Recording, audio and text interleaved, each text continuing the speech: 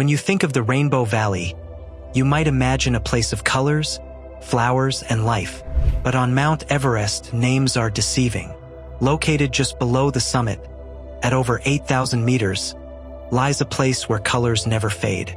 Red, blue, bright orange, green. These are not flowers. These are the down jackets and climbing gear of those who reached for the sky, but were never allowed to leave. Welcome to the Rainbow Valley, the highest open-air graveyard on Earth. A place where the price of a mistake is eternal silence. In the death zone, the air is too thin for the human body to heal or even survive for long. At this altitude, gravity is your enemy, and every breath is a battle. Because it is impossible to carry a body down from such heights without risking more lives, the fallen stay where they fell. They have become landmarks, macabre signposts that modern climbers must pass on their way to the top. They serve as a silent warning. The mountain does not care about your dreams. Perhaps the most famous resident of the Rainbow Valley is a figure known simply as Green Boots. For nearly 20 years, every climber ascending the northeast ridge had to literally step over his neon green climbing boots. He lay in a limestone cave, curled up as if sleeping, protected from the wind. His name was likely Tsewang Palger, an Indian climber who disappeared in the Great Storm of 1996.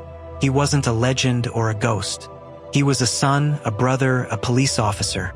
But on Everest, he became a waypoint. Turn left at Green Boots, climbers would say. It is the ultimate indignity to go from a human being with a story to a piece of geography. On the other side of the mountain, there is another story that haunts the slopes. Frances Arsentive. In 1998, she became the first American woman to summit Everest without bottled oxygen. But on the way down, her strength failed. 2 other climbers found her. She was still alive, but barely. She pleaded with them, "Don't leave me. Please, don't leave me." For over an hour, they stayed with her, but they were running out of oxygen themselves. To stay was to die. They had to make the most agonizing decision a human can make. They left her. For 9 years, she lay there, visible to everyone, known as the Sleeping Beauty of Everest. It wasn't until 2007 that one of the men who left her returned, not to save her, but to wrap her in an American flag and move her body away from the main path. A final act of respect for a soul trapped in the ice. People often ask, why don't they just bring them down? The answer is cold physics. At 8,000 meters, a frozen body can weigh over 100 kilograms. It takes a team of 8 to 10 Sherpas, risking their lives to move one body. It costs tens of thousands of dollars. And so the Rainbow Valley grows. As Everest becomes more commercial and more people push their limits, the Valley of Colors becomes more crowded. Modern climbers often walk past these bodies with their heads down. They have to. If you stop to mourn every person you pass, you will become one of them. In the death zone, empathy can be fatal. The Rainbow Valley is a testament to human ambition. It shows the lengths to which we will go to stand on top of the world. But it also shows the terrifying indifference of nature. When you look at the photos of the summit, you see the flags and the smiles.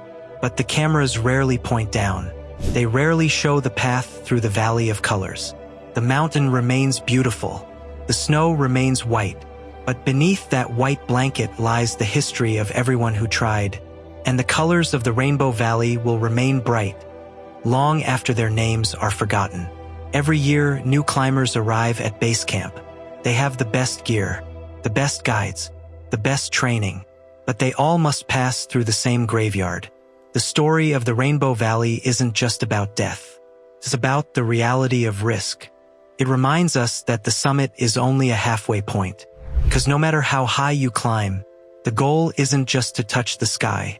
The goal is to come home and tell the story.